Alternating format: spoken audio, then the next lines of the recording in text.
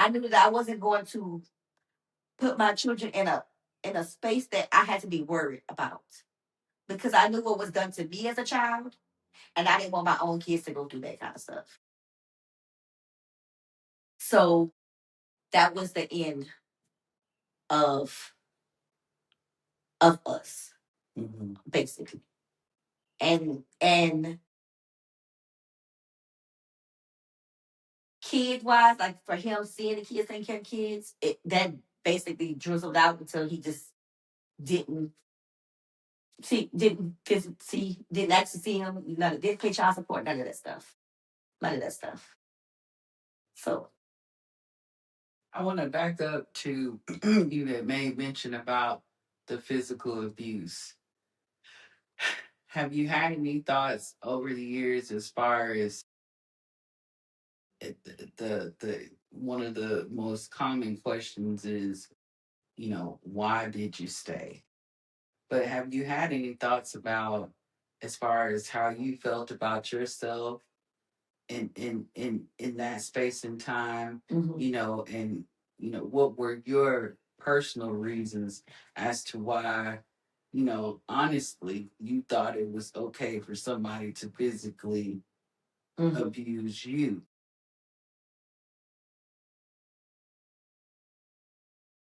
I don't know if I was ever thinking clearly through the whole situation. Okay. I think that one of the main things is I wanted to prove people wrong about me being a teenage unwed mother, being a baby mama. That makes sense. I wanted to prove that wrong. Yes. So I think I stayed there as long as I did stay. Um, just because, just because I want to prove people wrong. Did you think you wanted to prove yourself wrong as well? Do you think that maybe you kind of thought some of the same things they thought, so this was your way of proving to yourself that you weren't what they said you were? Yes, because I was told when I was 14 and found out I was pregnant, you have ruined your life. You will be nothing. Girl, they would tell you that one thing. You ain't gonna be nothing but on food stamps and welfare, probably living in a project somewhere. Ooh. You ain't gonna be nothing. And who's telling you this? Kin people. People that should have your back. Instead, they are destroying you, destroying just not even destroying a person, destroying a child, destroying a child. You know, you. We got so bad of not uplifting children. Mm-hmm. They ain't even had a chance in this world yet, and you tearing them down. But I'm the person. I'm gonna prove you wrong. Oh, you say I can't? Watch me. Watch me, because I'm gonna show you. And then leading, it's a trickle down effect. You know what they're telling you because you're a child, and so there is some way subconsciously that you're internalizing these things to the point where you are dedicated to the facade. So much to the point where you allow this to happen. And it gets in your psyche, and even as an adult, even as I say out loud, I don't I don't want to offend when I say the word allow, but it continued to go on in order to prove them. You know what I mean? It gets in your mind as a child, like, and even as an adult, I still feel like I have to prove these people wrong. And I've been proved them wrong. I've been living way better than them. I've been proved them all wrong. But still in my mind, as a almost 49-year-old woman, I feel like I have to still prove these people wrong. And I still got to try to outshine or out because it's been embedded in me that I wouldn't be anything. Mm-hmm. You know, it's just been or embedded in me like, oh, you got 4 kids, oh, you this age, and you got, you know. But I've always been a hard worker. I've always been smart. I've always been a go getter. It's always been in me. Mm-hmm. But I let these people tear my self esteem down, tear my drive. Well, they didn't tear my drive down because I still kept going, but I let them get into my head. Mm-hmm. I let them get into my head. And as adults, we can't do that to children. We can't tear down these kids. For one, because it has a lasting impression sometimes that can lead to negative, negative behaviors, negative lifestyle. When I say negative, I mean like you starting off in the positive. Right. You know what I'm saying? Right. And then because of this thought, this person, and being at their family, they have close proximity to you. Mm-hmm. So they can, in Rashawn's opinion, groom you for these situations. Yes. There's all kind of grooming. Yes. And here's the thing too, I think is so important when you start talking about generational, traditional, you know what I'm saying? Somewhere along the line, somebody thought that they was actually telling you something of reality, right? This is gonna help you. Don't hope, Quan. Yeah, because you're not gonna make it because you're already discharged life because you had a baby. Hope is dangerous for you, Quan. Yeah. Let me save you the trouble. Or another thing, you should give this baby away. Ooh. You shouldn't keep this baby. Get this baby away. Because what happened to me, same thing. So don't hope. Right. And then somebody before them told them. Yeah. Don't hope. Because what happened to me, same thing. Same thing. Right. Same thing. Yeah. So sometimes I think, and that's just my opinion, but sometimes I think they think that they trying to help. Don't get me wrong. They got the ugly motherfuckers everywhere. Some of them ugly though. Some of them just ugly. They just ugly. Yeah. They just ugly. Yeah. But then I think I'm helping you. Yeah. Hope is dangerous. And a lot of times adults, so especially when you have adults in your family or in your life, that have children around your age, they like to compare. Mm-hmm.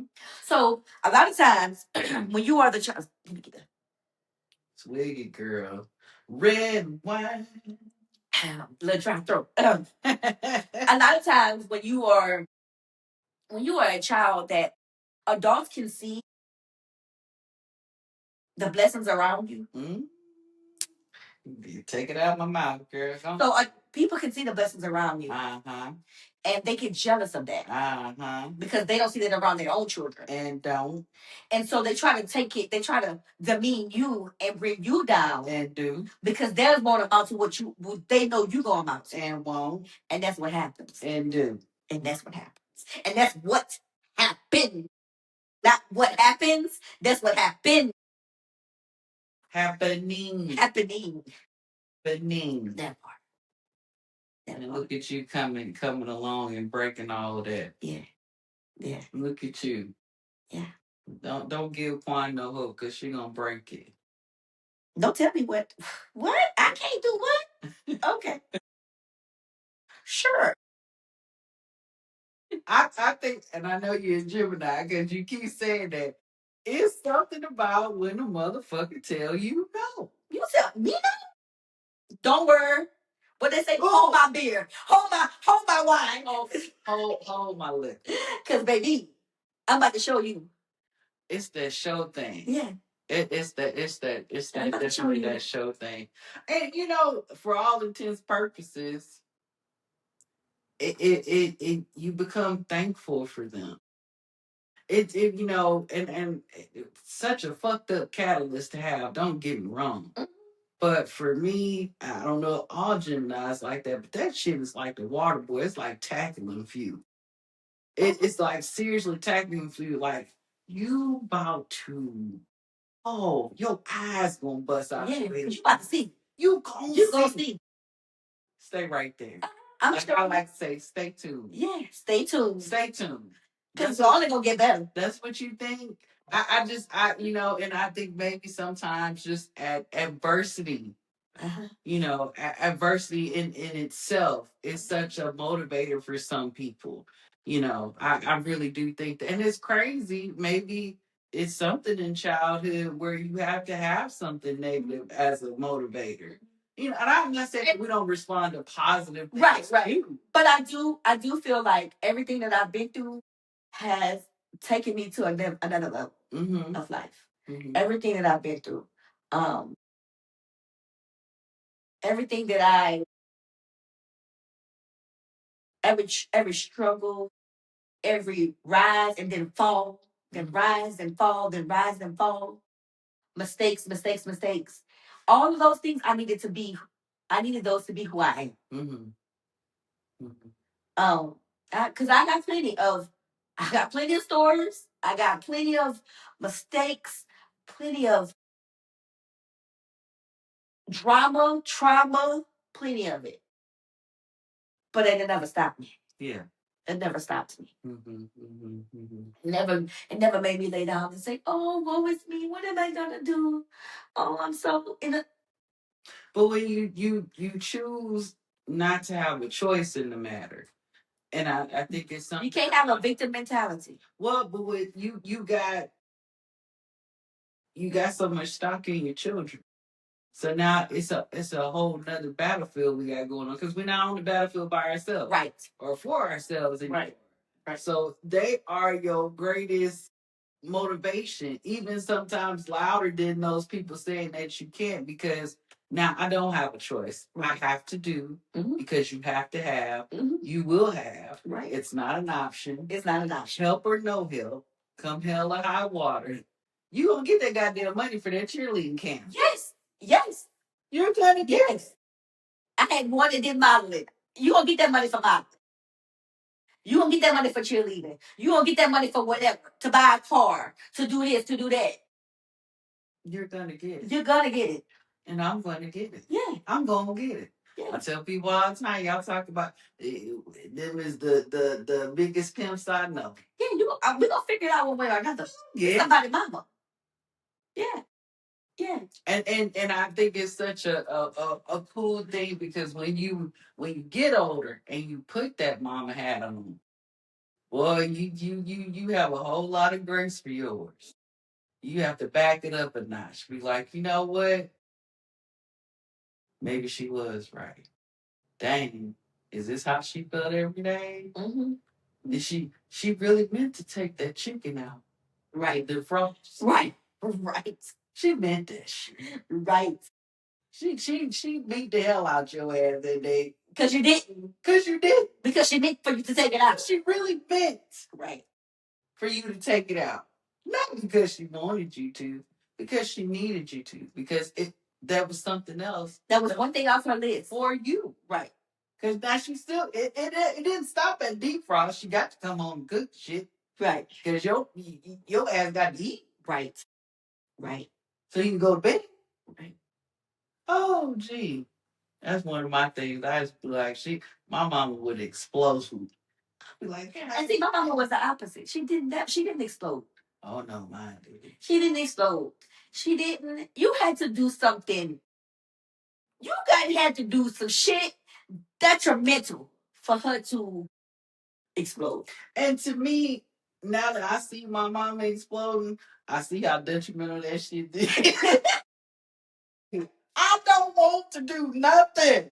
Okay? Right. I have a ward and battled the world. I'm done.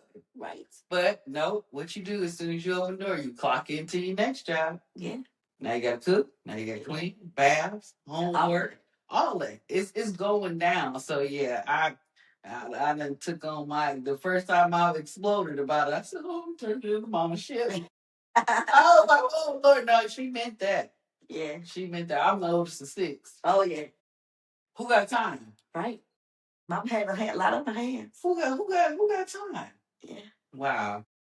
Oh boy. All right. We young Quan and right about now. So we in our 20s. Yeah, we in our 20s.